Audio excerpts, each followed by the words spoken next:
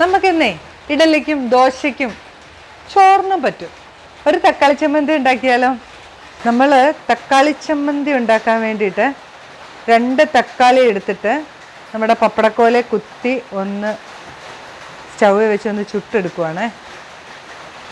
ഈ സ്കിന്നൊന്നേ തെന്നി മാറുന്ന വരെ നമ്മൾ ഒന്ന് വേവിക്കണം കേട്ടോ, തിരിച്ചു മറിച്ചു. ഇതാ തക്കാളിയൊക്കെ ചുട്ടു കണ്ടോ, 2 എണ്ണം എടുത്തിട്ടുണ്ട്. അതിൻ്റെ സ്കിന്നൊക്കെ നമുക്ക് കളഞ്ഞെടുക്കണം.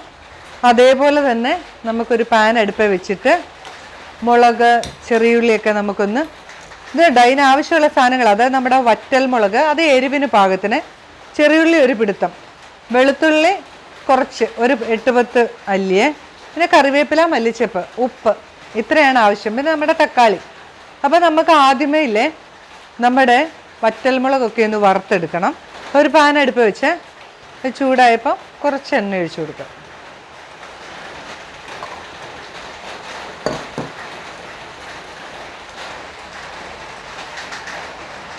ആദ്യമില്ലേ നമുക്ക് വറ്റൽമുളക് ഇട്ട് കൊടുക്കാം. എരിവിന് ആവശ്യത്തിനുള്ള വറ്റൽമുളക്.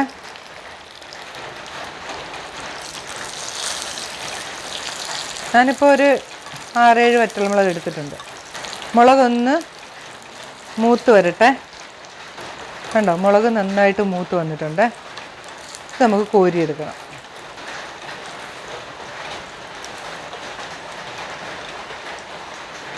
ഇനി നമുക്ക് നമ്മുടെ ചെറിയുള്ളി ഇട്ട് കൊടുക്കാം.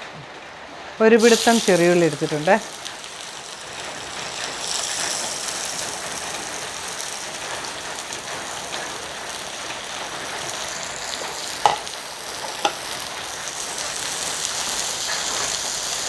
ഈ കൂടെ തന്നെ നമ്മുടെ വെളുത്തുള്ളിയും കൂടെ ഇട്ട് കൊടുത്തേക്കാം.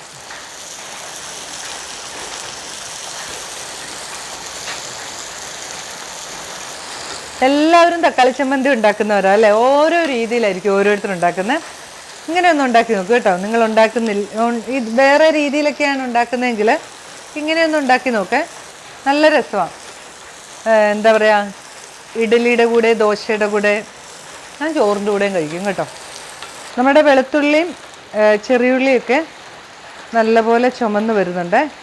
നമുക്ക് സ്റ്റൗവൊക്കെ അങ്ങ് ഓഫ് ചെയ്യാവേ, എന്നിട്ട് ഇതൊന്ന് തണുക്കാൻ വയ്ക്കാം.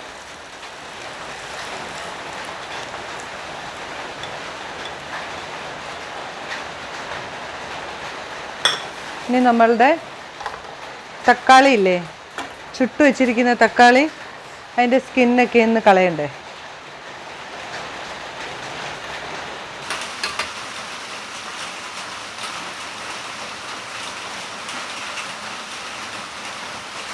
ഇനി ഇതിലേക്ക് ഒരു പിടുത്തം മല്ലിച്ചപ്പ്, കുറച്ച് കറിവേപ്പില, പാകത്തിന് ഉപ്പ്, ഇത്രയും വെച്ച് നന്നായിട്ട് നമുക്കൊന്ന് അരച്ചുകൊണ്ട് വരാം. അങ്ങനെ നമ്മുടെ തക്കാളി ചമ്മന്തി ഇവിടെ റെഡി ആയിട്ടുണ്ട്. എല്ലാവരും ഉണ്ടാക്കി നോക്കണം കേട്ടോ. പിന്നെ ഇത് ഞാൻ പറഞ്ഞില്ലേ, ഒരു ദോശയ്ക്കും ഇഡ്ഡലിക്കും നെയ്റോസ്റ്റിനും ഒക്കെ ഈ ഒരു ചമ്മന്തി മാത്രം മതി. സാമ്പാറോ മറ്റേ തേങ്ങാ ചമ്മന്തി ഒന്നും വേണ്ട. ഇത് അടിപൊളി ടേസ്റ്റുമാണ് കേട്ടോ. എല്ലാവരും ഉണ്ടാക്കി വേണ്ട അഭിപ്രായം പറയണേ. ടേസ്റ്റ് ചെയ്ത് കാണിക്കണ്ടേ?